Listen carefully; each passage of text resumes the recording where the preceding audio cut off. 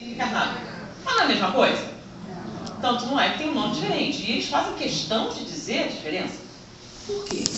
Porque, na verdade, nós somos o subproduto da interação espírito-matéria, que chama alma. Mas, espera aí, eu não vejo diferença. Então, por isso a gente pediu aqui um quadrinho para a gente mostrar. Dá para vocês chegarem aqui? Quase. Só um pouquinho. Isso. Eu vou fazer um esqueminha rápido aqui, tá?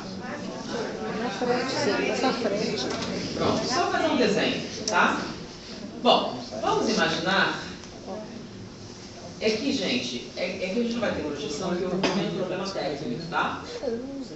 Mas eu só vou usar esse esqueminha aqui. Imagine então esse retângulo. Vamos imaginar que esse retângulo representa a evolução, o processo evolucionário. Aqui nós temos o início do processo evolutivo e aqui o ápice do processo evolutivo. Tá? Vamos dividir esse retângulo por uma diagonal. Então nós temos aqui dois triângulos. Tá? Um triângulo com a base maior embaixo e um triângulo com a base maior em cima. Esse triângulo aqui representa a influência material. E este aqui, a influência espiritual. Bom, aqui nós temos o início do processo reencarnatório. Lá no Australopithecus, homem de Neandertal, lembram? Pois é. Então, nesse momento, se a gente fosse analisar a reencarnação, qual seria o fator determinante dela? Então, no início do processo evolutivo, nós teríamos o quê? Segundo esse esquema, nós teríamos 99% de influência material, mais 1% de influência espiritual. Logo, qual seria o fator determinante do processo reencarnatório nesse momento? Então, você seria fruto, basicamente, do DNA, do meio ambiente, do que come, do que bebe, de mamãe, de papai e Freud Filho. Mas tem espírito. E ele é responsável por quê? 1% do processo reencarnatório. Bom, e aqui? No ápice do processo evolutivo, nós teríamos o quê?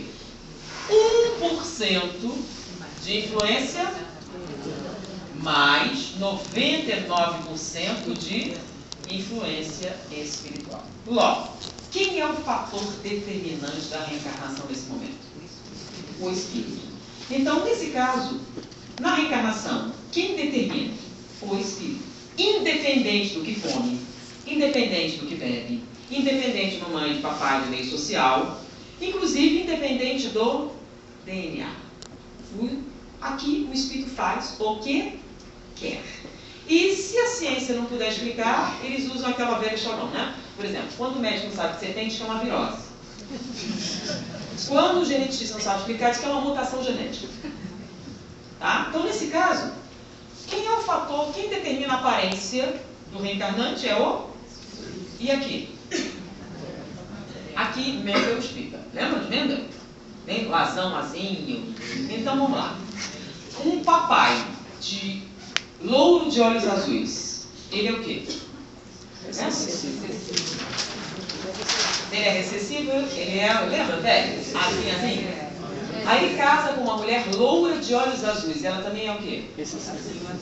Então, segundo as leis que a gente aprende na escolinha, lá em biologia, vai nascer um filhinho o quê?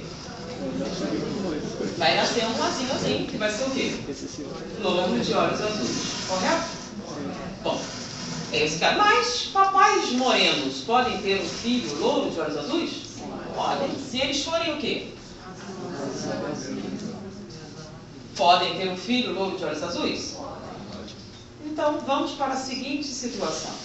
Numa aldeia, nos Alpes, uma família loura de olhos azuis, numa aldeia com todos os habitantes louros de olhos azuis, teve 6 filhos louros de olhos azuis e ela estava grávida do 7º filho.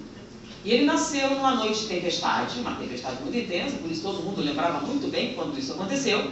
Ele nasceu moreno, de pele azeitonada, olhos oblíquos e esverdeados. antes que vocês pensem mal da senhora em questão, se isso tivesse acontecido, todo mundo saberia, não é verdade? Se alguém com essa descrição tivesse aparecido, uma aldeia isolada, todo mundo ia saber. Como isso não aconteceu, a criança nasceu e foi um grande mistério. Porém, um pouco depois, eles entenderam que aquilo era um defeito da natureza. Porque a criança, além de diferente, tinha algumas dificuldades. Ela não conseguia falar direito. Ela se expressava muito mal. Tinha grande dificuldade de falar. Então, com isso, eles entenderam que se tratava de uma aberração da natureza. Às vezes acontece. Foi o que os cientistas chamam de mutação genética. Então, a criança nasceu com defeito. Foi isso que eles entenderam. Por isso, ela tinha aquela aparência diferente. Porém, o menino começou a crescer. E um dia, o filho mais velho foi visitar os pais na aldeia. E a mãe chegou para ele: eu sinto que seu irmão é inteligente. Ele não consegue falar direito, por isso ele tem essas dificuldades. Ele tenta conversar e fica nervoso porque as pessoas não entendem. Mas eu ouvi falar que estão ensinando crianças assim. De repente, ele é surdo. Ou tem alguma surdez. Você não levaria seu irmão para Paris, para uma escola dessa? Ele concordou, estava os primórdios da educação de crianças deficitárias, e ele providenciou para levar o irmão para Paris com ele. Providenciou uma governanta e o menino foi. E ele esqueceu, porque ele era professor da Sorbonne, na área de idiomas. E um dia ele chegou em casa e o menino havia cometido um pecado mortal. Estava dentro do seu estúdio, onde ele tinha papéis inestimáveis que ele estava traduzindo. Ele estava traduzindo alguns textos do grego arcaico para o francês, contendo filosofia grega. E o menino estava dentro do seu escritório, debruçado sobre esses papéis. Ele chegou devagar, quando ele viu que o menino não estava extraindo nada, ele parou para prestar atenção na ironia daquilo, né? Aquela criança retardada, debruçada sobre papéis contendo alta filosofia grega. E ele pensando nisso, quando o menino percebeu que ele estava ali, ele disse: eu sei ler isso. É mesmo? Então leia. E ele leu. Bom, depois de algum tempo, ele podia falar grego, latim, hebraico, aramaico, sânscrito. Algumas línguas e dialetos considerados mortos, mas francês que era bom, ele nunca conseguiu dizer. Ele aprendeu vários idiomas, tá? Orientais, alguns considerados extintos, porém, francês ele tinha uma grande dificuldade de pronunciar, assim como inglês, espanhol, alemão ou qualquer das línguas modernas. Por isso ele dava sua aula em latim ou grego. Tá? Ele se tornou catedrático de idiomas da Sorbonne. Um dos mais jovens, aos 19 anos, ele assumiu o cargo de professor da Sorbonne. Tá? E tinha um apelido, o apelido dele era o Egito. Ele vai sendo que toda a sua família era de olhos azuis. E, teoricamente, segundo Mendel, ele não podia fazer parte dessa família, certo? Mas ele fazia. E o apelido dele era o Egípcio.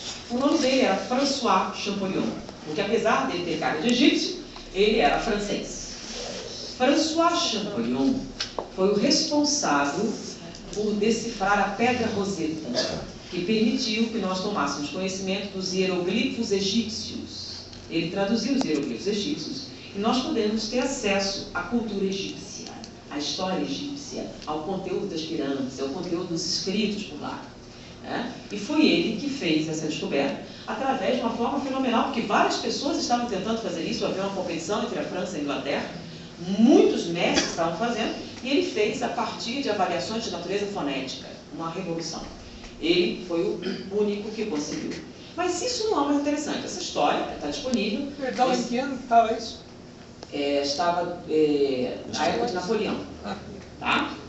Então, nesse momento, quando ele fez essa descoberta, que permitiu o acesso à cultura egípcia, um pouco depois ele veio a falecer. Morreu jovem. Tá? E o mais interessante, a biografia dele está disponível num filme da BBC de Londres, contando exatamente o que eu estou contando, tá? Do apelido, tudinho. Bom, ele veio a falecer. Algum tempo depois, eles encontraram a máscara mortuária de Ramsés II. E o interessante é que eles não eram parecidos, eram exatamente iguais. A máscara mortuária de Ramsés II, sobreposta ao edifício de François Champollion, eram idênticas. Ele era exatamente a mesma cara de Ramsés II. Por quê? Porque ele era o Ramsés II que reencarnou com que objetivo? Traduzir os hieroglifos egípcios para que nós tivéssemos acesso a tudo isso. Agora vamos lá. Por que ele parecia o Ramsés? Qualquer um pode? Não, depende do quê? Evolução. Depende do quê? Bom, então depende da evolução. A reencarnação é igual para todo mundo? Não. Depende. Depende do quê? A desencarnação é igual para todo mundo? Não. Depende do quê? Evolução. Então, toda vez que você for analisar algum acontecimento, pensa no... O nome disso é bom senso. Então, não é igual para todo mundo. Então, a gente estuda desencarnação de André Luiz, porque nós estamos mar para cima ou mar para baixo? Para baixo. Ah, mar para baixo? Para baixo. Sério? Então, o DNA explica? Muita coisa. Freud explica? Muita coisa. A nutrição explica? Muita coisa. A biologia explica? Muita coisa. Então, vale a pena estudar o cérebro? Ok. Depois dessa introdução, ficou válido, então? Ok. Ah, mas tem exceção? Tem exceção. Depende do quê? Se a gente for estudar a desencarnação de Joana de Ângeles, não entender nada, né? Nada a ver conosco. Por quê? Deu para entender a diferença? Então, aqui nesse nível, a gente estudar o DNA como afetando a reencarnação, não faz sentido, faz? Mas nós estamos aqui em cima? Nós estamos aqui no meio? Nós estamos aonde? Na base. Aqui. Na base. Então, nesse caso, nós somos espírito ou somos matéria? Nós somos alma.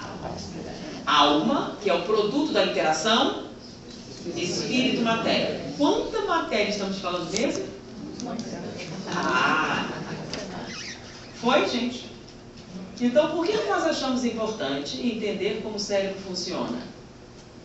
Porque vai nos ajudar muito a entender um bocado do nosso comportamento.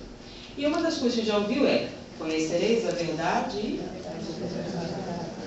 Ok? Então vamos tentar trabalhar isso agora? Ok. Então, por que a gente vai falar sobre o cérebro hoje? Porque o cérebro é importante? Mas antes de falar sobre o cérebro, vamos falar do iPhone. Vamos lá. O iPhone. O iPhone é considerado um telefone de boa qualidade, não é? A Apple é muito considerada. Eles têm uma grande preocupação com o design, com o desempenho. Então, o iPhone é um equipamento portátil, tá? Vocês sabem o que é portátil, sabe? Então, é um equipamento portátil que tem uma grande capacidade de processamento, né? Então, você consegue fazer muitas coisas. Então, antigamente, o telefone era só para você falar com os outros. Agora, se não quiser, não precisa. Porque você pode acessar a internet, pode ler o jornal, pode fazer mil coisas ali no seu iPhone. Tá? Então, ele tem uma capacidade de processamento incrível. Esses iPhones mais moderninhos têm uma memória enorme também, não tem? Cabe muito. Quanta coisa cabe no iPhone? Um dicionário inteirinho cabe no iPhone. Né? Então, se você não sabe, pode perguntar para o iPhone, que ele sabe. Você pode fazer várias coisas nesse iPhone. Aí você pega o seu iPhone novinho da Silva e vai usar, e ele não faz o que você quer que faça. E aí você vira para mim e diz: esse iPhone não gosta de mim. Ele antipatizou comigo. Eu peço para ele fazer algo e ele não faz. Por quê? É pessoal? Por que o seu iPhone não faz o que você quer que ele faça? Qual o problema do seu iPhone? O problema é o dono, né? O dono é o problema. Não cruzou com você, tem que mudar de companhia. O problema é o quê? É o seu iPhone que não gosta de você? É o seu iPhone que quer te castigar? Não? Então qual o problema? Segundo um amigo nosso que trabalhava em suporte, toda vez que determinadas perguntas chegavam, dizia: aqui, a fulana, é para você, é um problema de BIOS. Aí eu perguntei: o que é um problema de BIOS? Bicho ignorante operando o sistema. Então ele usava a sigla problema de BIOS. Então, normalmente, a maior parte desse tipo de problema vem do quê? o operador não sabe o que está fazendo. Em muitos casos, desconfigura e você vai procurar alguém para fazer o quê? Reconfigurar. Ou seja, botar ele para funcionar direito de novo. Muito bem. Então, mas uma coisa que vocês sabem sobre tecnologia é que quando um produto sai no mercado, na prancheta já tem outro melhor. Então, quando o iPhone 6 saiu, eles já estavam trabalhando no iPhone 10. Tá? Então, por quê? Quando sai, eles já estão mais adiantados, trabalhando na próxima geração. Então, vocês mal acabaram de comprar o 6, já tem o 7, o 8, o 9. E eles estão trabalhando em desenvolver o 10. Bom, se estamos falando do iPhone 10, qual é uma coisa essencial para o iPhone 10? Tem que ser melhor do que o 6, certo? E em ser melhor, significa o quê? Você quer ele mais rápido. Então o 10 necessariamente tem que ser mais rápido que o 6. Não é só isso. Você quer portabilidade, correto? Então o iPhone tem que ser altamente funcional e fazer tudo o que você quiser totalmente portátil. É claro que com o iPhone 10 você quer mais eficiência, mais memória, muito mais, correto? Mas para fazer tudo isso, o que a gente sabe também é que gasta mais energia. Você quer tudo isso com bastante o quê? Autonomia. Tá? Então, o que adianta um iPhone que faz tudo isso e que você tem que ligar na tomada o tempo todo? Não, você quer um iPhone 10 que faça muito, muito mais do que o 6 e com bastante autonomia. É isso? Então, vocês vão ficar até com o 9, o 10 não saiu. O iPhone 10 tem um problema muito, muito sério. Tá? Ele é muito, muito mais rápido que o 6, muito mais eficiente, muito mais memória, muito mais tudo, mas ele explode. Por quê? Porque para fazer tudo isso, ele gasta muita energia. E quando você tem um volume tão grande de energia sendo gasto, esquenta.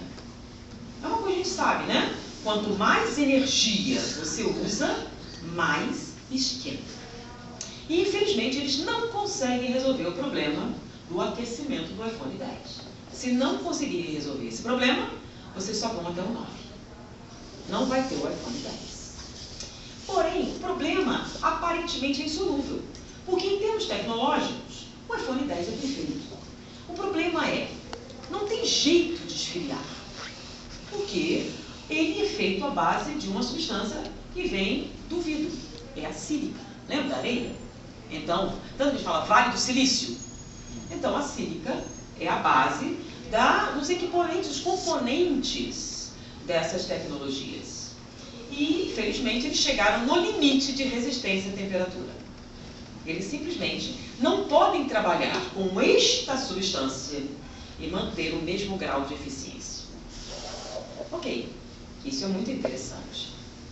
Porém, não sei se vocês já ouviram falar do Blue Sky. Blue Sky é um computador, é um grande computador. Ele não tem a portabilidade do iPhone 10, mas ele é muito, muito, muito mais poderoso do que qualquer telefone celular que vocês possam ter na mão.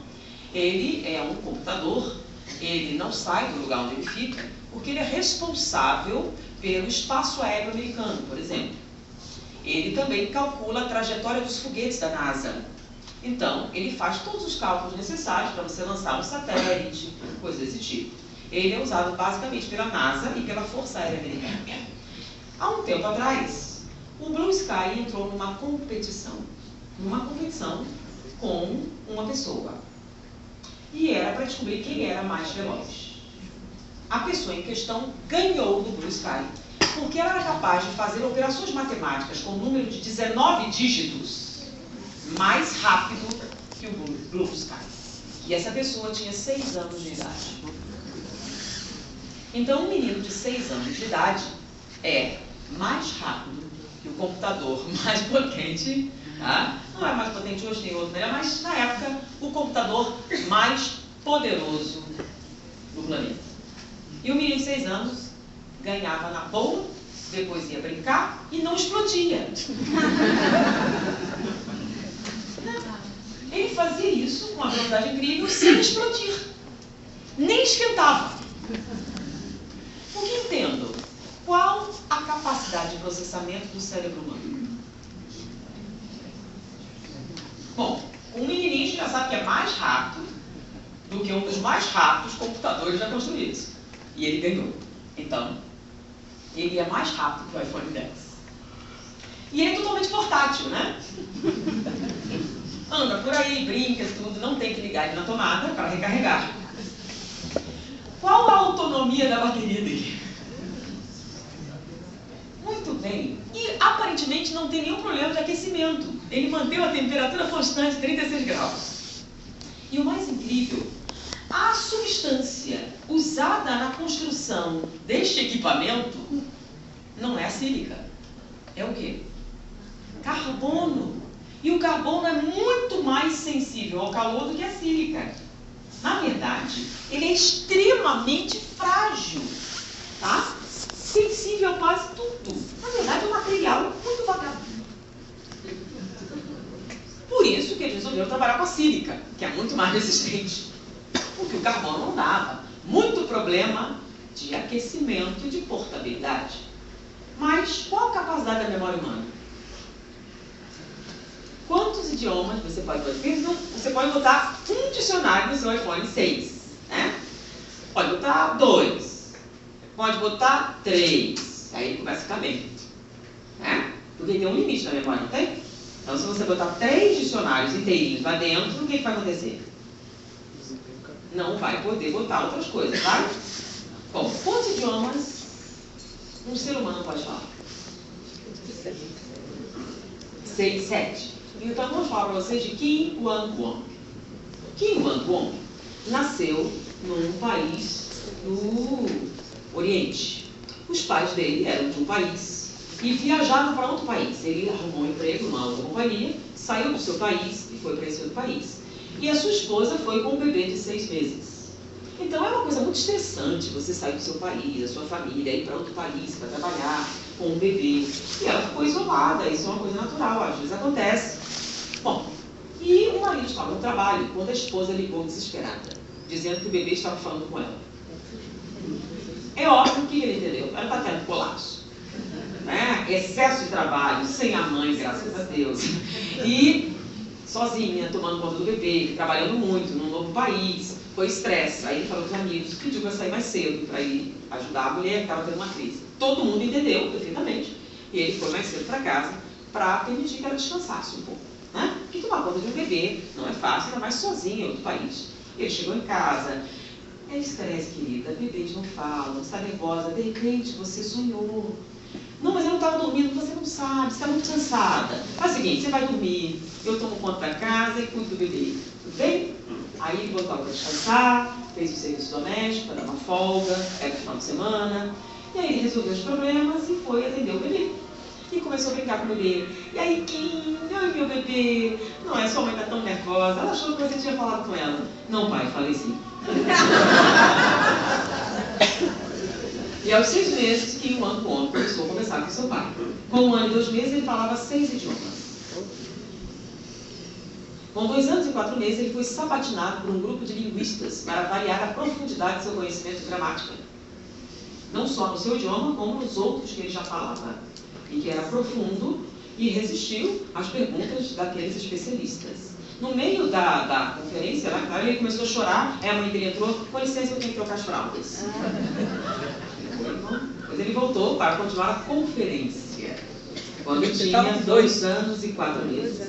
2 anos e 4 meses. Olha só, graças a Deus, vocês não precisam acreditar em mim. Vocês podem usar Santo Google para dar uma confirmada. Aqueles que têm iPhone com internet podem entrar diretamente lá, no momento. Não precisa nem esperar em casa para confirmar se o Kim Wang-won existe mesmo. Existe, tá? Veja uma foto dele lá. Então, Kim Wang-won, com essa idade muito nova, falava vários. Então, quantos idiomas um ser humano pode falar? É claro que ele já se tornou linguista, falava 32 idiomas, com uma idade muito jovem, mas quantos o ser humano pode falar? Não sabemos. Aparentemente todos que existem. Não há ainda um limite. É claro que deve ter um, mas não descobriram um limite para a memória humana. Então, olha só, nós temos um equipamento totalmente portátil, autorrecarregável, com uma autonomia extraordinária, não tem limite de processamento nem de memória. É melhor que um iPhone? E o fabricante é alguém com uma reputação o quê? Então, se tiver algum problema, é problema do fabricante? Não, é só de BIOS mesmo. Então, quando está dando algum problema no seu equipamento, é problema de quê? Porque ele não gosta de você, porque ele antipatiza com você, ou você não está usando a configuração correta. Então nós podemos melhorar o rendimento do nosso equipamento? Se nós soubermos operar? Beleza. E agora eu vou contar uma coisa mais interessante. O que é que o povo está fazendo para tentar resolver o problema do iPhone 10? Sabe o que eles fizeram? Eles estão contratando bioquímicos, biólogos, neurologistas, neurocientistas, para ensinar o pessoal da tecnologia como o cérebro humano funciona. Não é legal? Então, o pessoal que achava que estava criando inteligência melhor e tal, agora descobriu que não há nada melhor do que a nossa tecnologia. Então eles se renderam de que a tecnologia do nosso fabricante é infinitamente superior à da Apple. Então eles agora se renderam. Então, aí eu estava contando isso na palestra que eu tinha lido, aí eu, nossa, agora eu entendi, eu recebi um convite a uma bolsa de estudos para lá e eu achei que era piada. A jovem que estava lá era uma bioquímica e recebeu um convite para trabalhar no Vale do Silício. Fazendo o quê? Dando aula de bioquímica. Então, diante disso, o cérebro humano vale a pena ser analisado? Então, vamos falar um pouquinho do cérebro humano e das suas operações. Primeira coisa, tá? Lembram? Nós somos espíritos ou somos matéria? Somos alma. Então, o cérebro pode ser extraordinário, o cérebro pode ser muito eficiente, pode ser tudo, porém, ele ainda é uma máquina. É uma máquina que tem um operador. Quando ele funciona mal, tudo bem, a gente bota a culpa no operador, tá? Porém, é uma máquina. Ele não faz nada sozinho, tá? Mesmo problemas que ele possa desenvolver são causados pelo operador original. Oi, gente? Bom, a década de 90 foi considerada a década do cérebro. Várias descobertas foram feitas, tá? Porque a tecnologia avançou e era aparentemente a última fronteira da medicina decifrar esse equipamento. Por quê? Porque a maior parte dos sistemas orgânicos a gente pode estudar através da anatomia comparada. Então você analisa o sistema imunológico do porco, do cavalo, por exemplo, é muito semelhante ao dos seres humanos, inclusive você testa coisas nele, vacinas que você produz. Porém o cérebro humano é incomparável. Nosso primo mais próximo, o orangotango, tem tais e tão significativas diferenças que o estudo da sua anatomia é irrelevante para compreender o cérebro humano. Tá? Então nós temos 86 bilhões de neurônios, 16 bilhões somente no córtex, que é o que nos dá a nossa cognição. Então, diante disso, não tem como a gente comparar o cérebro humano com mais nada. Então, para a gente entender o cérebro humano, só estudando o cérebro humano. Mas como a gente poderia fazer isso sem matar aquele que se oferecia? Então, tivemos que esperar a tecnologia avançar até desenvolver métodos não invasivos que permitissem analisar o cérebro em funcionamento sem matar o paciente. Essa tecnologia foi se desenvolvendo e recentemente nós temos o chamado scanner cerebral. O que é um scanner? O scanner reúne várias tecnologias diferentes. Então, ele faz uma avaliação do cérebro, metabolicamente falando, em termos de temperatura, em termos de utilização de eletricidade e recentemente em termos de uso de campo magnético. Tá? Então, eles mandam sensores analisando todas essas coisas, que jogam essa informação em tempo real e se faz um modelo tridimensional com cores diferentes do cérebro em atividade. Tá? Então, junta tudo isso e aí você sabe que área do cérebro está gastando energia, está consumindo recursos, está fazendo qualquer coisa ou tendo qualquer tipo de alteração na hora que você está fazendo uma atividade. E a partir dessas informações, eles começaram a mapear o cérebro humano. Tá? Com isso, eles confirmaram muita coisa. A gente sabia qual era a área da visão, qual era disso, daquilo outro. Foi se confirmando muitas coisas. Mas uma coisa que a gente acreditava era que a linguagem do cérebro era eletricidade. Tá? Então, que o cérebro funcionava à base da eletricidade. Isso é verdade? Ainda é verdade. Mas descobriu que não é a única linguagem que o cérebro utiliza. Então, o cérebro utiliza, sim, a eletricidade. Inclusive, ele tem uma bateria que tem 15 milivolts. Então, toda atividade cerebral básica usa essa fonte de energia, 15 milivolts. Não se preocupe, é auto-recarregável e totalmente portátil. Não precisa ligar na tomada, tá? Então, como é que o cérebro recarrega? Ele funciona mais ou menos com a bateria do automóvel. Por exemplo, o automóvel, tá? Se você ligar o rádio e deixar o carro parado a noite inteira, o que acontece? Descarrega a bateria. Então, como é que a bateria do automóvel se carrega? Quando ele está em movimento. Então, quando o carro anda, carrega a bateria. E o cérebro humano? Essa bateria que o cérebro tem. Quando é que a gente recarrega a bateria? A gente recarrega quando dorme. Quando a gente dorme, a gente altera a estrutura metabólica e a gente começa a recarregar o cérebro. Tá bom? Mas não se preocupe, a gente tem uma autonomia boa e uma reserva enorme. Tá? Então, não se preocupem com isso. Quanto tempo a gente leva para recarregar a bateria? 8 horas? Bom, depende. Ainda se for baiano é mais tempo. Então, vamos imaginar que a gente tem uma tina de água para encher. E nós temos a torneira. A gente abre a torneira. Quanto tempo a gente vai levar para encher a tina? Depende de quanta água cai e do tamanho da tina. Digamos que leve 10 minutos. Tá? Então, abrindo a torneira, 10 minutos está cheia a tina. Mas se a tina tiver um pequeno furinho, ela vai encher? Vai. Porém, o quê? Vai demorar mais de 10 minutos. Quanto maior for o furo, mais tempo demora para encher. Até o momento em que o furo seja o quê?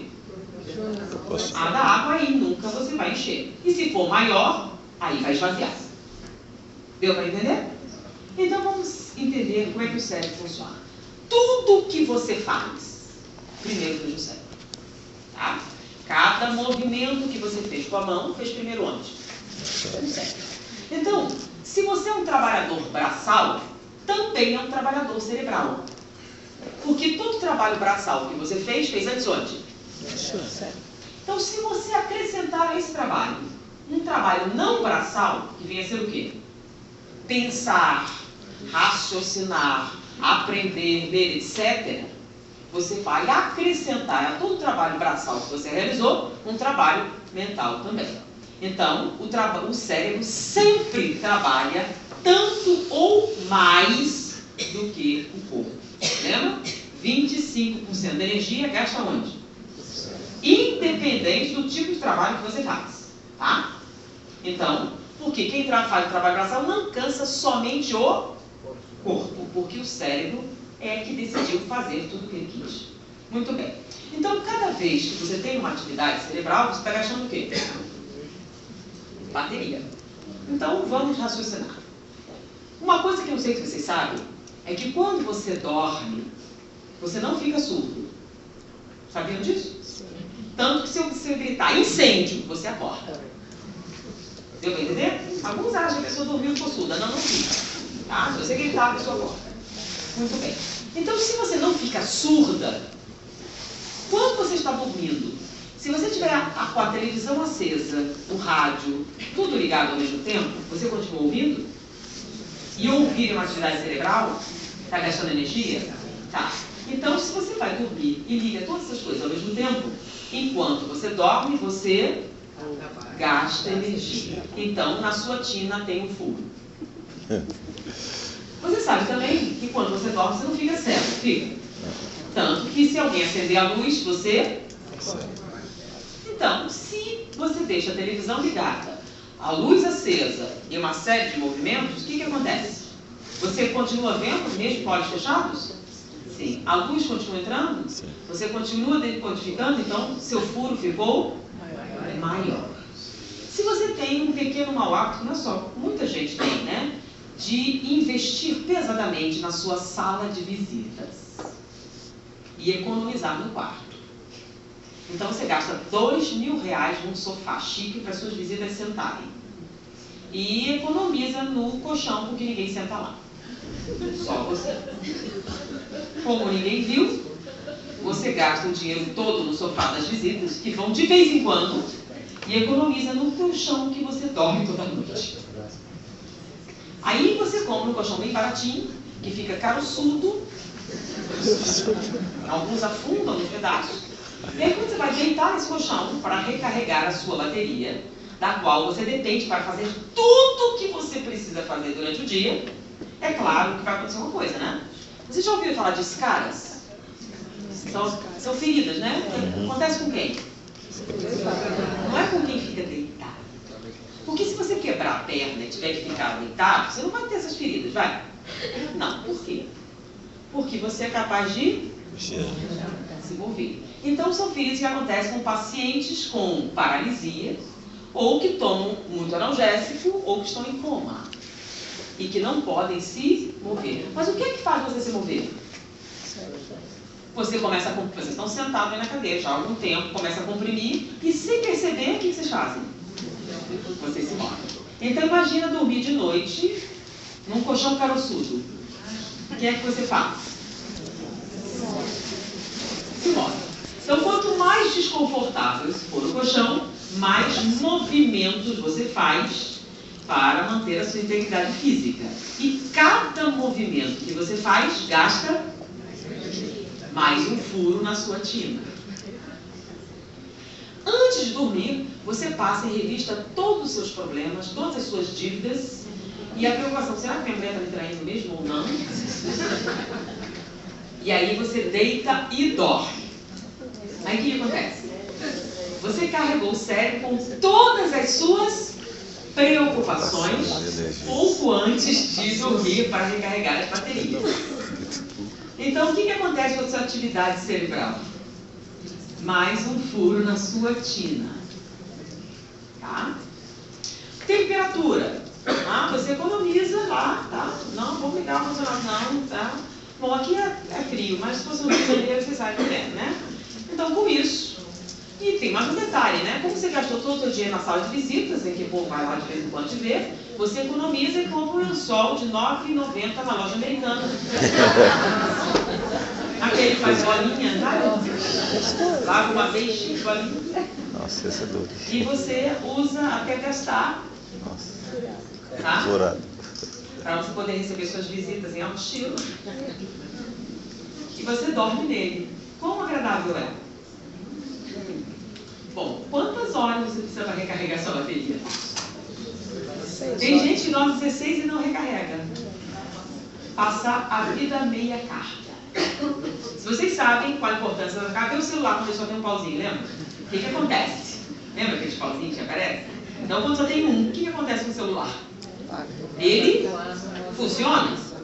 Funciona. Funciona ou funciona, gente? Funciona. Porém, qual a consequência de ter um pauzinho? Ele falha.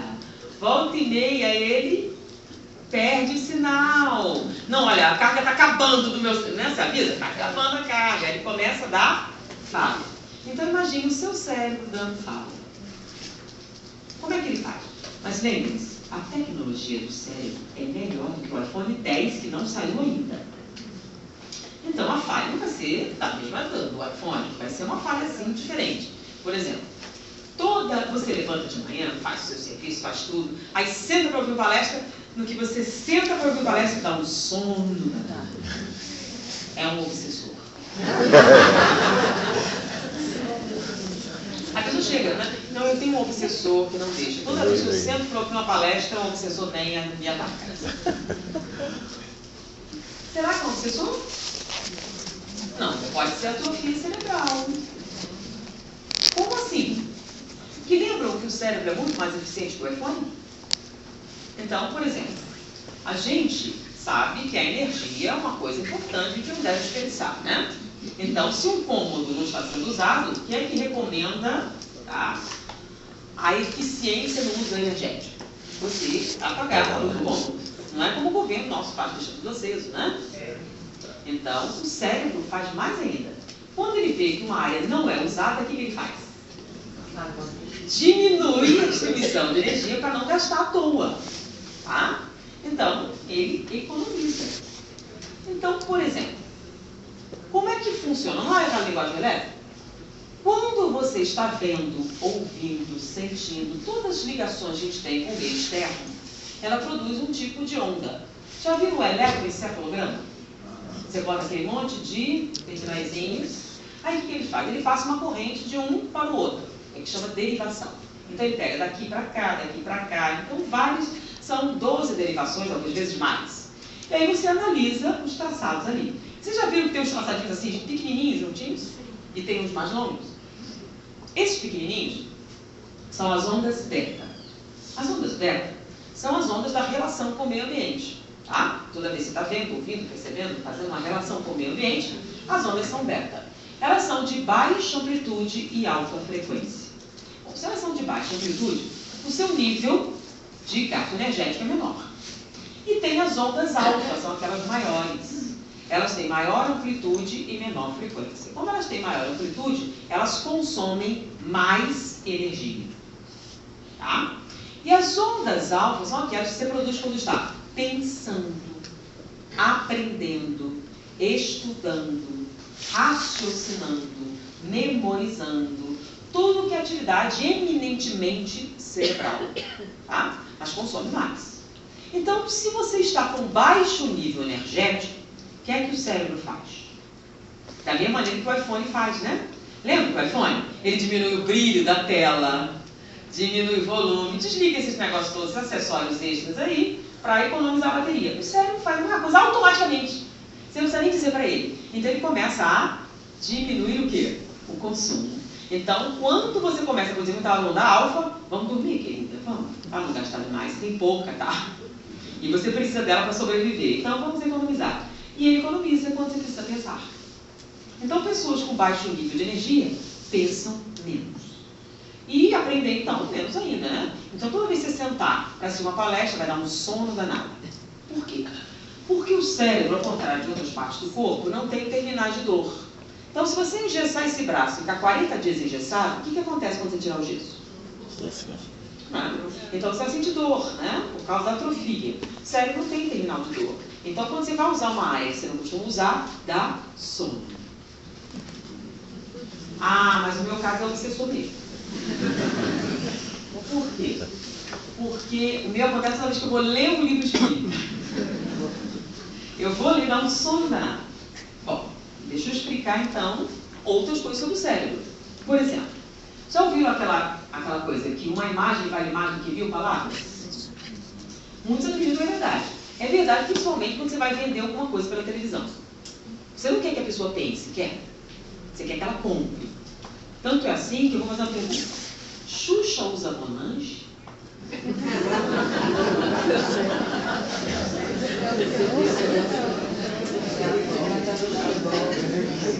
Entenderam onde eu vou chegar, não é? Então, interessa que você pense um pouquinho sobre isso? Não. Então, eles vão usar. E sabe por que a imagem é tão eficiente na propaganda? Porque para você decodificar uma imagem, você usa 3 áreas cerebrais. Área visual primária, área visual secundária e associativa. Pronto, resolver o problema. Então, se eu mostrar uma bola de futebol aqui, tá? Vocês vão imediatamente entender do que se trata, correto? Mas e se eu escrever a palavra bola? Tá? Então, eu pego assim e escrevo.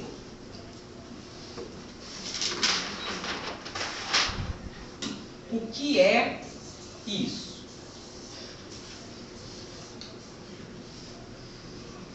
Então, inicialmente, o que é isso? Não, é um pauzinho com 2 barriguinhas. É ou não é? Então, é um pauzinho com 2 barriguinhas. Então, quem vai decodificar isso é a área visual.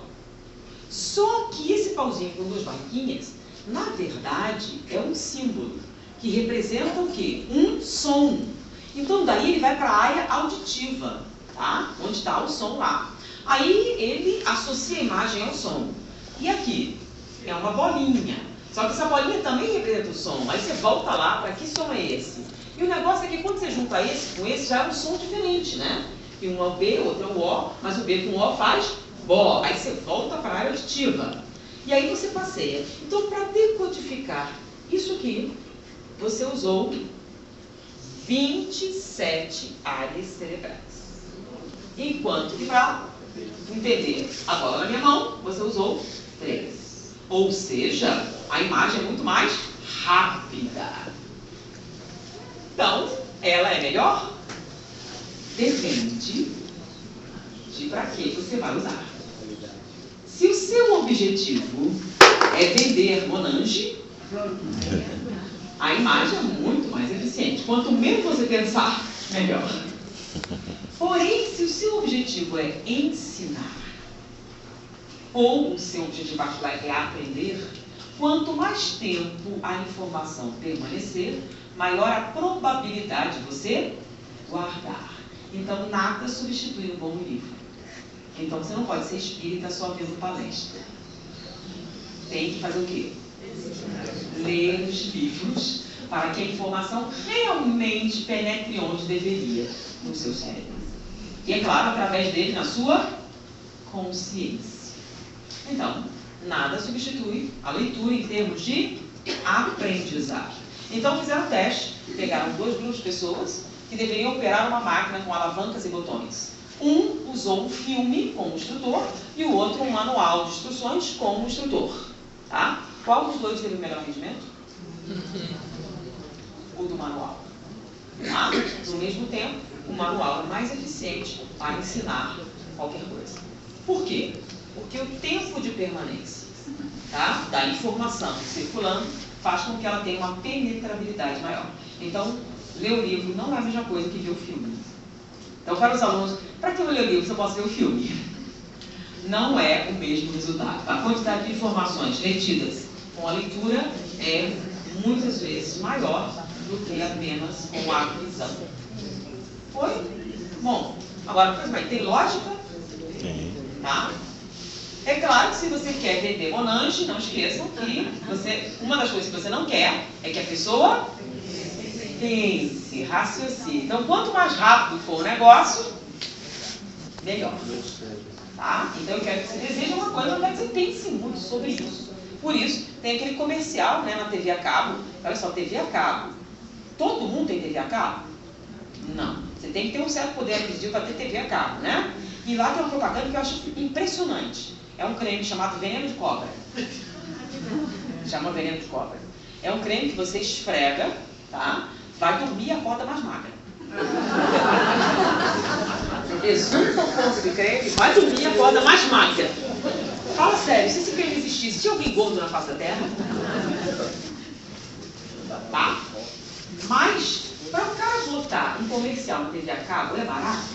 Não. Não. Então, se o cara faz, e esse comercial já está há algum tempo, é porque ele deve ter o quê? Retorno. Então, tem gente que acredita que tem um creme que você passa no corpo, dorme e acorda mais magra. Tá bom? Então, pensem nisso. Ou melhor, leiam sobre isso. Para essa informação se fixar mais. Tá bom? Então, quando você tem uma informação, por exemplo, auditiva ou visual apenas, ela vai se fixar com muito menos eficiência do que a leitura. Então, se você vai sentar para ler o livro e dar um sono danado, pode não ser obsessor, pode ser atrofia cerebral, tá? Se você nunca usa, você aprendeu a ler com 6 anos, depois dali você usa o que aprendeu apenas para ver a validade da carne, se você está numa drogaria ou não, tá? O que vai acontecer se de repente você pega um livro? O último que você leu foi o Guarani de Jorge Alencar, quando estava na escola. Tem gente que pegou e nunca mais leu nada. Aí de repente diz assim, para você crescer espiritualmente tem que ler o livro dos Espíritos. Meu Deus, nunca vai crescer. Porque toda vez que você tenta dar dá um sono terrível. Aí você fica tranquilo, é o obsessor que não deixa você crescer espiritualmente. É o obsessor? Não. É falta de uso. Lembra? O cérebro, se não está usando, ele desliga para economizar energia. E a leitura, tem gente que não vê nem filme legendado, só dublado, tá? Para não gastar essa área. Então, economiza de todas as maneiras. Mas tem jeito? Tem. Depois você tira o gesso, o que você faz? Então, para recuperar o cérebro, o que você faz? Começa lendo um pedacinho pequeno, vai aumentando o grau de dificuldade, vai aquecendo, sabe, o aquecimento. E aí vai aumentando e você começa a fazer uma aeróbica cerebral, tá? É muito útil, faz você ficar mais acordado. Agora, vamos entender também, lembra que a gente falou das ondas beta e das ondas alfa? Tá? Então, mas eu acordo, faço um monte de coisa. Sim, coisas que requerem. Toda vez que você requer ondas alfa, o que acontece? Dá um sono. Dá sono. E o que requer ondas alfas? Aprender, né? Ouvir, estudar, orar, meditar, dança. Então é muito alfa. Então o cara sentou do mundo, apagou a luz, botou a musiquinha, é irresistível. Por quê? Não tem carga suficiente para esse tipo de trabalho. É isso que faz uma vida com meia carga. Você simplesmente não consegue. Você consegue um monte de coisa? Sim. Por exemplo, vamos entender. Você tem um espião da CIA infiltrado numa célula terrorista. Se a gente analisar o cérebro dele, a predominância é alfa ou beta? Beta. Porque pensa bem, se ele bobear, morre, né?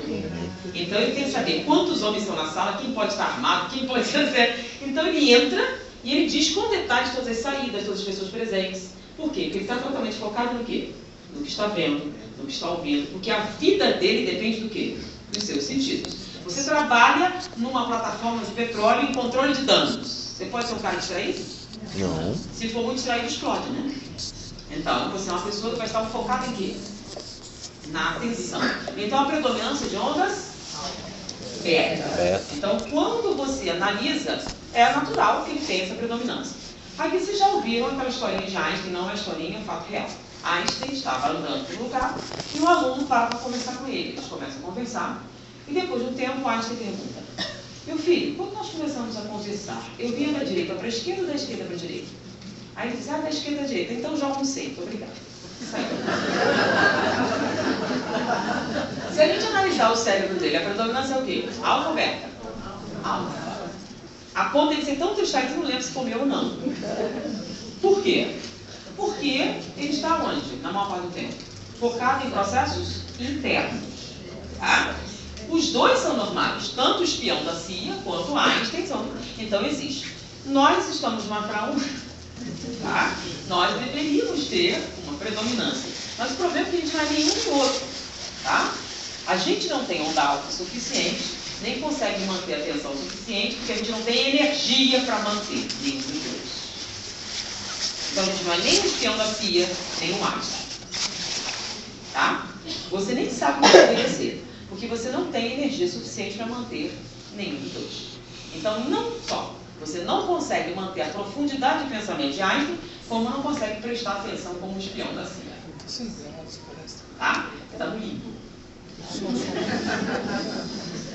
Então, como seria a vida com uma carga plena?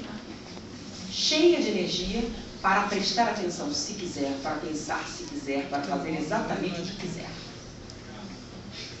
Se você não sabe, qual seria o procedimento para uma carga plena? Então, se você, ao dormir, produzir as condições adequadas para carregar a bateria, como você faz com o seu precioso iPhone 6, tá?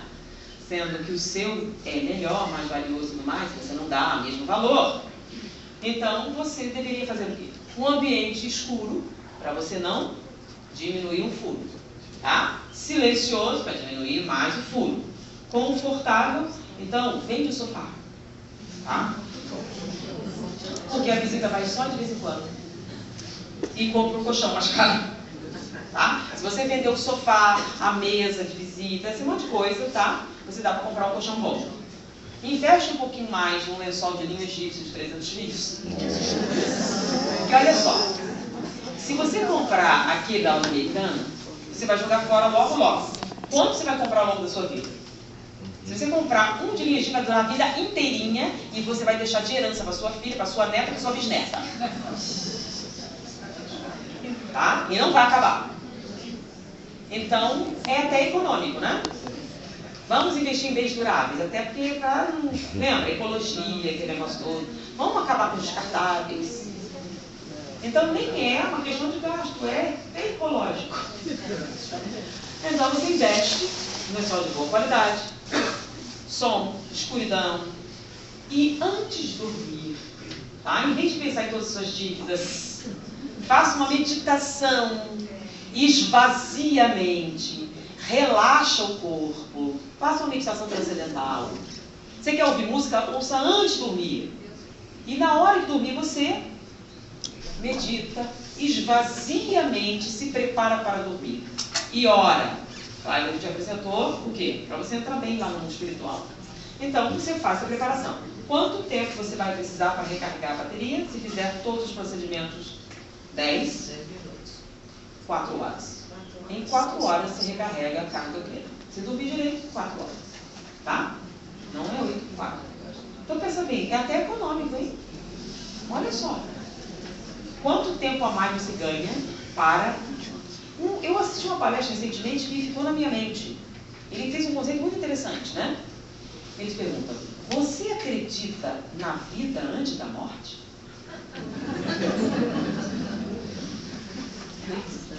Ele está tão preocupado com o que vai acontecer depois da morte que não pensa na qualidade da sua vida.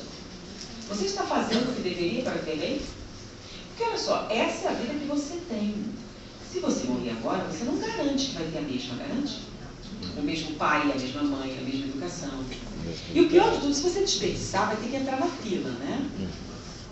E na favela tem muita vaga. Mas, classe média, com direito à educação, não é tanto assim. Então, se você desperdiçar, vai entrar na fila com gente que não desperdiçou. Você vai lá para trás da fila. Se quiser imediato, tem bastante espaço, mas não com as mesmas condições. Então, você está podendo desperdiçar essa agora? Que você tem? Então, a pergunta, você acredita na vida antes da morte? Então, o que você está fazendo com a sua? Então, a qualidade do sono afeta o seu desempenho? Sim. Então, a culpa não é do cérebro, nem do obsessor. A culpa é do operador do sistema. Então, se o seu cérebro está falhando, pode ser problema de BIOS. Tá? Então, com isso, nós podemos, por exemplo, resolver o problema da carga. É muito difícil isso que a gente está falando. Muito complicado. Nossa, eu vi um seminário espírita que falou que eu tenho que dormir mais. Melhor e tal, comprar uma... Mas isso é espiritismo? Nós achamos que sim. Porque a qualidade do seu trabalho mediúnico vai melhorar. E você vai, inclusive, conseguir ouvir palestras que você não conseguia antes. Né? Só assim, né? Nem mandou rezar e fazer caridade. Foi fácil. Ganha não, fazer caridade é difícil, rezar é difícil. Dormir é muito difícil, gente. Dormir corretamente, para você ter um bom desempenho. Então, ok, gente, deu uma melhorada.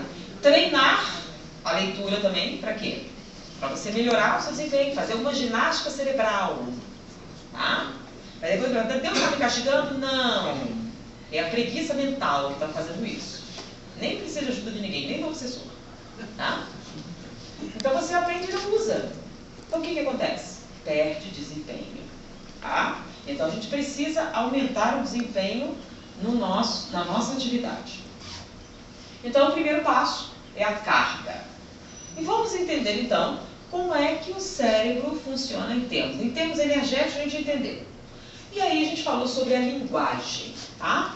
A linguagem do cérebro. Já vimos que a eletricidade tem um fator importante, daí o nível da carga ser uma coisa importante.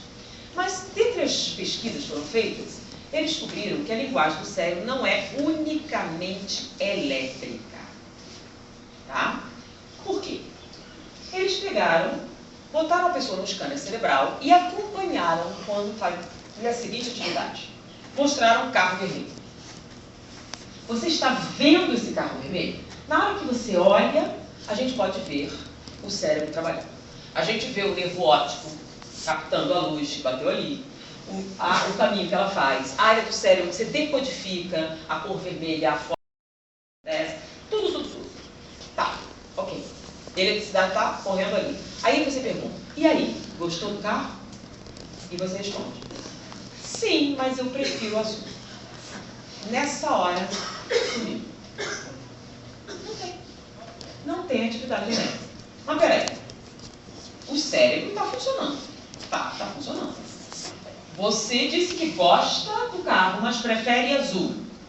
Em que lugar você faz isso? Não tem. Sumiu. Nesse momento, aparentemente, não tem eletricidade no cérebro. Tá, peraí, tem que ter. O cérebro tem que estar fazendo alguma coisa. Você não está vivo aqui? Não está fazendo um trabalho? Não está realizando alguma coisa? A energia tem que estar sendo gasta. Alguma coisa tem que estar acontecendo. Nada acontece aqui sem uma marca. Mas naquele momento a eletricidade não estava rolando. Então, onde é que a gente decide? Onde é que a gente gosta, ou não gosta, ou escolhe, ou pensa, sente, se emociona, essas coisas todas? Aí descobriram que a linguagem do cérebro não é apenas elétrica, ela é também química. E essas coisas não acontecem dentro da célula, acontecem fora. Como assim fora da célula? Na hora que o neurônio encontra outro neurônio, na sinapse, quando a informação elétrica passa de um para outro, é justamente nessa passagem que você escolhe, pensa, sente, ama, odeia, se emociona, ou faz qualquer uma dessas coisas. Mas peraí, e o que acontece ali? Bom, a gente tem uma vaga ideia do que acontece ali, né? Por exemplo, no momento em que a gente viu que ali aconteceu alguma coisa, eles botaram todos os sensores para descobrir o que estava acontecendo ali. E o que foi que eles descobriram? Até o presente momento, descobriu que aquele lugar estava cheio de coisas. E as coisas que tinham lá, eles deram o nome de neurotransmissores. Então, era um caldeirão de substâncias químicas. E na hora que a eletricidade passava por esse caldeirão, alterava de alguma maneira e você tinha resultados diferentes. Então, você estava lá, viu o carro vermelho. O que passou ali naquele caldeirão, você passou a gostar do carro, mas preferiu o azul. Bom, o que é que tem lá? Até o presente momento, se identificaram 72 substâncias.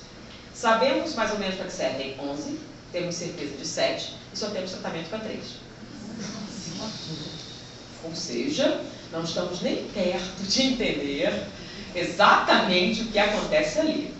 Temos uma vaga ideia, tá? Bom, aquela química, a gente sabe que tem muito a ver com essas coisas, mas como é que ela chega lá? Como tem esses resultados? Ainda é um mistério, até porque a gente não decifrou toda a química presente no cérebro. Então, lembra, é uma estrutura altamente complexa. Tá? Então, pensa em uma substância volátil, como um carbono, que faz o que faz, na velocidade impressionante, com um gasto de energia desse sem explodir. E totalmente portátil. Olha só que coisa incrível. Tá? Então, temos que respeitar essa tecnologia. Bom, essas 3 que a gente tem tratamento é o que eu vou falar para vocês. Ah, e as outras?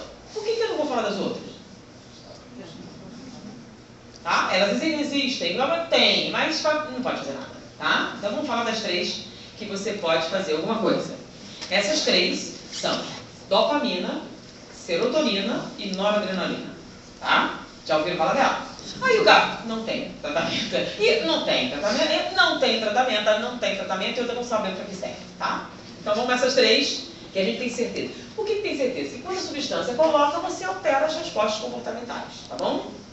Então essas 3. O que a gente pode falar sobre essas 3? Vocês já viram um automóvel? Tem 3 pedais? Então tem o acelerador, o freio e a embreagem. Então vamos fazer uma analogia entre esses neurotransmissores e os 3 pedais do carro. Tá? Por exemplo, acelerador. Para que serve o acelerador? Movimento. Arrancar movimento. É o que faz o carro andar. Se o seu carro não tiver acelerador, o que acontece? Não anda. Simplesmente ele não anda. Então, o papel do acelerador no cérebro é da noradrenalina. Tá? Então, a presença dela permite que as coisas aconteçam. Sem noradrenalina, simplesmente não acontece. Então, se faltar noradrenalina, o que acontece? Você quer fazer alguma coisa? Quer. Você sabe que você sei. Eu quero, mas não consigo. Eu sei que eu tenho que reagir, eu sei que eu quero fazer, eu tenho vontade de fazer, mas não consigo. Não consigo. Eu quero, eu entendo, eu desejo, mas não consigo fazer. Por quê? Se o seu carro não tem um acelerador, você pode encher o tanque, a bateria pode estar 10, está tudo funcionando, tá? Porém, o quê? Você dá a partida, mas o carro não anda. Então, se você tem uma deficiência de noradrenalina, o carro não anda. O nome disso é depressão endógena. Você tem um transtorno de natureza química do cérebro que te impede de funcionar. Então, é um obsessor? Não, pode até ter um. Mas tendo ou não tendo, não vai funcionar, porque não tem o acelerador. Então, se você der um antidepressivo, o que acontece? O antidepressivo é mediador da noradrenalina. Se você conseguir aumentar o ferro da noradrenalina, o que acontece? A pessoa fica boa. Então, o antidepressivo funciona? Para quê? Para depressão endógena. Tá, mas seu pai morreu e você está muito triste. Isso é depressão endógena? Não. Você está com problema no acelerador? Na embreagem? No freio? Tá? Está sem gasolina? Não. Qual é o problema? A pessoa que está dirigindo está triste e não está afim de passear. Não é óbvio? Então é uma depressão endógena que você está tendo? Não. Tem remédio que cure tristeza? Não. Tem remédio que cure luto? Tem remédio que cure falha de caráter? Não. Remédio trata o quê? Então você vai mandar o seu iPhone para assistência se ele tiver um problema o quê? Se for problema de BIOS, o técnico vai dar jeito? Não. Não. Então nesse caso, tristeza é problema de quê? Do carburador? Não, é problema de quê? Então, não tem tratamento para tristeza. Tá? Você está triste. O que é que muda o seu estado de tristeza? O que é que muda? A tristeza não tem cura?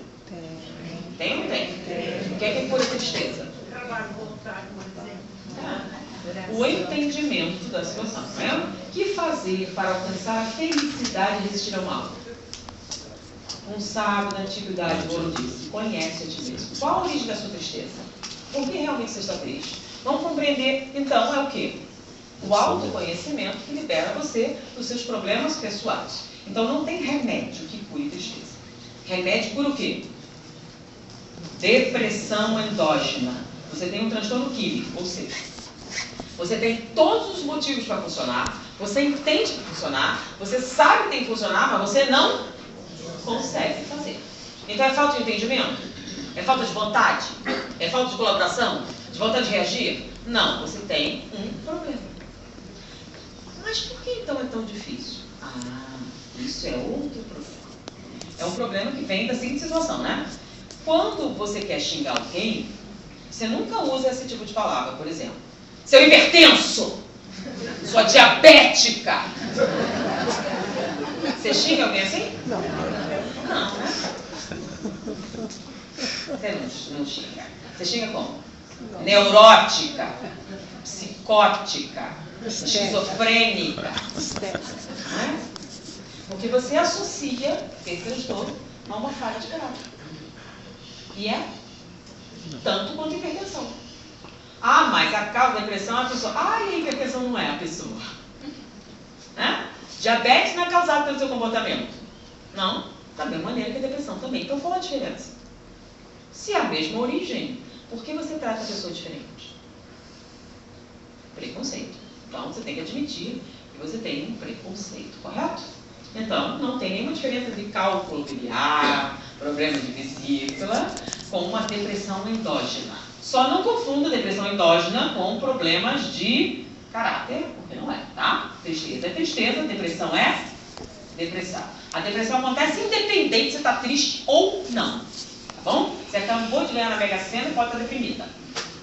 Olha, você tem um monte de dinheiro para gastar e não consegue. Olha que tristeza. Pode ser o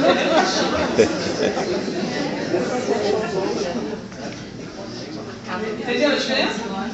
Bom, já vimos o acelerador. O outro pedal é o freio. Para que serve o freio? Parar o carro. Se seu carro perder o freio, o que acontece? Perde o controle. Então, o papel do freio na sinapse é da dopamina. A dopamina controla os nossos impulsos. A dopamina que nos permite raciocinar. Então, ela faz com que você seja capaz de esperar. Então, ela freia os impulsos. Então, é o freio. Então, o que acontece se sua sinapse perder o freio? Você entra no que nós chamamos de estado maníaco ou, mais gravemente, estado psicótico. Você não controla os seus impulsos. Tá? Eu quero agora. Nesse momento. E você, qualquer coisa é imediato, você não consegue se controlar. Tá? Então, pare de mexer. Não consigo.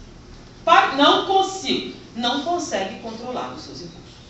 Tá? Então, uma deficiência de dopamina cria os chamados estados maníacos ou psicóticos. Aí você dá um antipsicótico, tá? Ou um antagonista, alguém que aumente a oferta de dopamina para isso. E é claro que pode ser as duas coisas. Por exemplo, seu carro está andando e começa a travar. Por quê? Está com o freio de mão puxado. Não é um problema do acelerador, é? Então, você pode ter uma depressão mediada pela noradrenalina ou pela dopamina. Tá?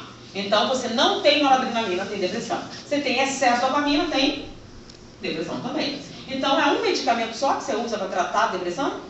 Não. Você vai ter que fazer um ou outro, ou uma associação dos dois. Deu para entender? Só que tem um detalhe. Esses remédios não são dopamina, não são noradrenalina. São substâncias que aumentam a oferta dessas outras. Então, elas demoram a agir. Porque, na verdade, elas aumentam a oferta dessas substâncias. Então, demora 1, 2, em alguns casos, 3 semanas para fazer efeito. Então, faz 3 dias tomando remédio e não funciona. Já deu para notar que não funciona? Não. Vai demorar 1, 2, em alguns casos, 3 semanas para você ver o efeito. Aí não sentiu o efeito, você vai ter que trocar, porque não era aquele. Porque dá para a gente botar um sensor lá no cérebro, lá dentro? Vocês sabem que é uma tecnologia danada, né? Você vai enfiar um troço lá dentro? Vocês querem um iPhone que já foi aberto? Vocês querem abrir o seu cérebro para dar uma olhadinha, para ver qual é o problema? Não. Então, muitas vezes, você avalia os sintomas para você ver o tratamento que você vai ter. Bom, não é fácil. Mas vamos lá, né? Cada um tem o que merece. Não, a culpa é da mãe, segundo Freud. Vocês disseram que era espírito. Então, cada um tem a mãe que merece. Tá? Então, ainda estamos na bola com o nosso campo. Então, com isso, tá? É consequência de um comportamento anterior. É difícil, sim, mas é uma escolha da pessoa. Então, você tem esse problema, tem que ter paciência para tratar. Foi? Mas só tem esses pedais? Não, falta a embreagem. Para que serve a embreagem? Apertar mais. Para quê? Então, por exemplo, se o seu carro tiver problema na embreagem, ele anda? Anda. De primeira. Sim. O que você não consegue? Voltar. Não consegue passar para a segunda. Por quê? Porque a embreagem é aquilo que dá o quê? Lembra? Então sai da marcha de força e dá velocidade. Então o papel da embreagem no cérebro é da serotonina. Tá? Então, se você tem noradrenalina, você pode fazer as coisas? Pode. Tá? Você pode fazer, tem energia suficiente para fazer, você faz o que você quiser. Porém, você não faz. Você come. Então você está comendo só isso. Por que você não faz uma coisinha melhor? Por que deveria? Você toma banho para não cheirar mal, porque cheirar mal é desagradável. Por que você lavou o cabelo? Por que deveria? O que é que a serotonina te dá? Motivo. Motivação. E essa motivação vem do quê? Da alegria e do prazer que você sente as coisas, não é? Então, por que você faz certas coisas? Porque te dá alegria, porque te dá prazer, porque te motiva. E se você não for capaz de sentir nem alegria, nem prazer, nem motivação, por que deveria? Então você pode, mas não faz por quê? Porque não tem motivos para fazer. É uma coisa séria? É. E às vezes insidiosa. Então você tem uma mãe. Não vamos confundir isso com falha de caráter, tá? Então vamos entender. Você tem uma mãe que é uma pessoa decente, é uma pessoa honesta e digna. E ela está sofrendo de depressão pós-parto mediada pela serotonina. Então, ela tem um bebê lindo e fofinho e você vai visitar. Nossa, que sorte você tem. Tem um marido maravilhoso, uma casa linda e um bebê mais lindo ainda. Você deve estar totalmente feliz. E ela, como é uma pessoa educada, te recebeu, te deu um cafezinho, um pedaço de bolo, ouviu isso, sorriu para você, fez assim, e saiu: eu sou muito má, porque eu não sinto nada. Eu tenho todos os motivos para ser feliz e não consigo. Eu devo ser uma pessoa muito boa. Meu bebê é lindo, eu não sinto nada. Nenhuma alegria, nenhum prazer, nada. Eu sou muito, muito má. Mas ela dá comida ao bebê. Por que ela dá comida ao bebê? Porque gente decente, quando vê o bebê chorando, dá comida, não dá? Mas o que ela não consegue? Sentir alegria, sentir prazer, que é uma das coisas mais legais de ter um bebê, né? Então imagine como deve ser a mente de uma pessoa que não consegue sentir. E o pior de tudo, quando alguém chega: ai, minha filha, você tem tanto motivo para agradecer, né? Você é tão feliz. Aí você descobre que ela se suicidou. Você, por que ela fez isso? Que ingrata, né? O que acontece? A gente associa a falta de caráter, né? Você não sente que é ruim. Ou talvez você tenha um problema. Então, com esse transtorno, você se sente incapaz de ter essas emoções. Lembram? Que a emoção, o sentimento... Ah, mas peraí, no espírito? Sim, mas a gente não é espírito. A gente é o quê? Aí, nesse caso, qual é o nível que você está mesmo? Vamos só para lembrar. Você está onde? Vamos lá. Ah, então se deu defeito na máquina, o que acontece? Qual é a influência material? Ah, então vai dar problema? Vai. Então entender que dá problema ajuda a gente a consertar? Sim. Então se você toma uma medicação, tá? E aumenta a oferta de serotonina, o que acontece? A luz se faz e você melhora. Tá? Melhor mesmo. Se você tem uma depressão mediada pela serotonina, você toma um remédio. No caso, lembra o famoso Prozac, ou fluoxetina, né? Você toma e melhora.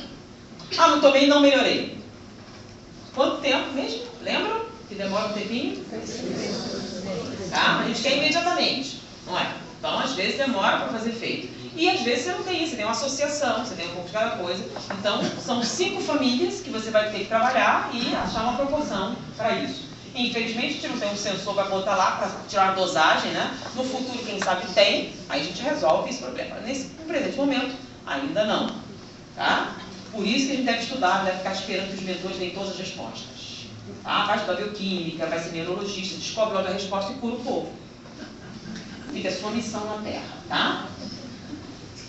Por quê? Por que eu falei isso, gente? Porque tem um monte de gente dando curso em centro espírita para fazer diagnóstico de depressão, em 3 meses ele dá o diagnóstico de depressão. Quer dizer, não precisa mais estudar, né? Vai direto lá e faz um curso rápido.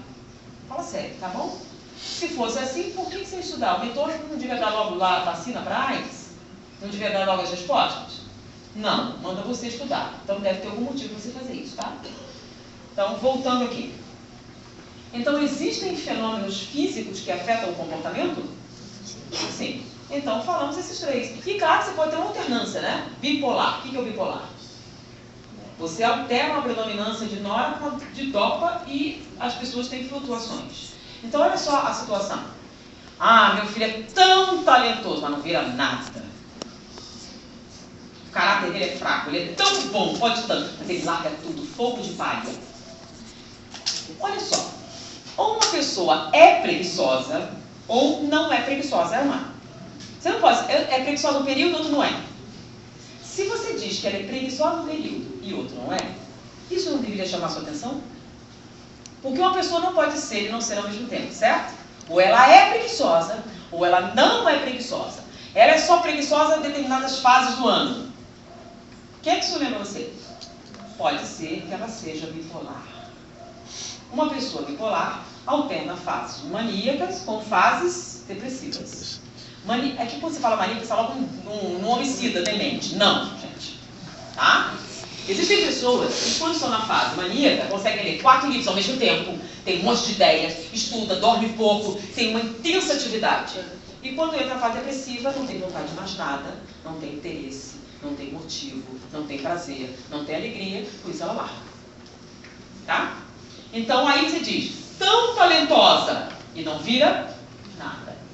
Tem mais talento que muita gente, mas não tem constância, não tem caráter, não tem perseverança.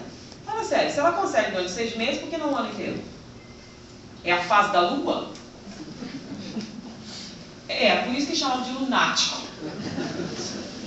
Então, felizmente, para isso a gente tem tratamento. Tá? Se você trata, ela fica o quê? Boa. Ah, mas eu tenho que bipolar e não quer se tratar. Por quê? Porque quando você faz tratamento, você fica normal. Você não tem uma depressão, mas também não tem a fase maníaca. Em muitos casos, artistas, pessoas extremamente produtivas, querem aquela sensação, mas não querem baixo. Quando você toma um remédio, você perde as duas. Você nem fica na fase excessiva, nem da depressiva. Você fica normal. E alguns não querem perder isso. Por isso eles deixam tomar o remédio. Eles acham que a fase maníaca os deixa mais criativos, mais produtivos. Aí vai tomar, e depois dessa fase sempre vem o quê? É uma curva. Tá? Então, a pessoa tem que ter consciência de que tudo tem um preço. Então, ficar aqui tem esse preço de ficar aqui. Tá? Para você não ficar aqui, você vai ficar aqui. Foi. Mas a gente tem que entender como funciona. Resolveu ou não? Quem é espírita? Levanta o braço. Agora vamos para uma outra fase. Até agora eu falei algumas coisas novas. Vocês não sabiam. Então, vamos lá. Eu falei o que é um antidepressivo, um antipsicótico, os dois, as misturas, o Prozac, vocês entenderam, certo? Bom, você não tem nenhum problema. Aí você toma um Prozac para experimentar. O que acontece? Você toma um Prozac para experimentar, o que acontece? Nada. Você dorme. Te dá um sono danado. Tá? Então, se você não tem nenhum problema e toma um Prozac, tem um sono danado. Você não tem nenhum problema e toma um antidepressivo, o que acontece? Você dá uma babadinha e dorme. E se eu tomar um antipsicótico? O que acontece? Aí você baba mesmo e dorme mais ainda. Porque o antipsicótico na pessoa normal funciona como um forte sedativo. Então, se você tomar um antipsicótico e não precisa, você não vai ficar maluca, nem psicótica, nem homicida. Nada disso vai acontecer. Tá? Então, quando você toma um remédio e piora, foi o remédio que fez você piorar? Então, você estava com depressão, aí tomou um remédio e piorou. Ficou doidona. O que aconteceu? Foi o remédio que deixou doidona? Remédio antipsicótico ou antidepressivo ou Prozac faz você ficar doidona? Te dá surto psicótico? Faz isso com alguém? Não. Aconteceu com você ou com alguém que você conhece? Foi o que aconteceu.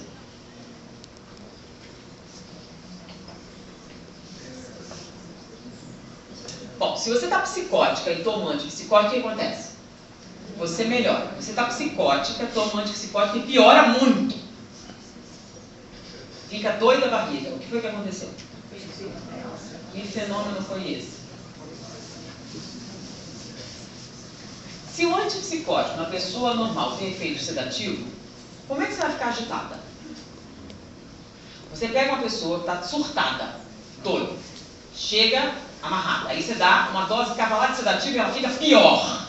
Você precisa de 5 enfermeiros segurados. Isso pode acontecer? Pode. Tanto pode que acontece, né? Qual a causa? É uma menina de 40 quilos, 5 enfermeiros segurando, depois tomar a dose sedativa. Como é o nome disso? Mediunidade. Ah, como é que é? O que acontece?